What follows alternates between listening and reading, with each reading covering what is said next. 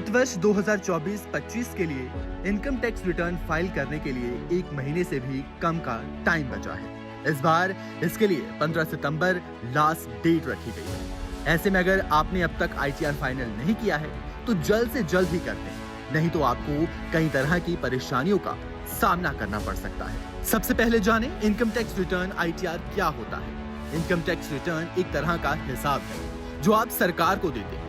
इसमें आप बताते हैं कि पिछले साल आपकी कितनी कमाई हुई, किस कमाई पर टैक्स चुकाना है और कितना टैक्स आपने एडवांस में भर दिया है। इससे पता चलता है कि टैक्स के रूप में आप सरकार को कुछ और पैसे देंगे या सरकार आपको कुछ पैसे वापस करेगी। पहला, जुर्माने से बच जाएंगे। निर्धारित तारीख के भीतर ITR दाखिल नहीं करने पर आपको जुर्माना यानी पेनल्टी चुकाना पड़ सकता है। अगर किसी इंडिविजुअल टैक्स पेयर की सालाना आय 5 लाख रुपए से ज्यादा है तब उसे 5,000 रुपए की लेट फीस देनी होगी। अगर टैक्स पेयर की सालाना कमाई 5 लाख रुपए से कम है तब उसे लेट फीस के रूप में 1,000 रुपए भरने होंगे। समय पर ITR दाखिल करके इस जुर्माने से बचा जा सकता है। दूसरा, नोटिस का डर नहीं रहेगा।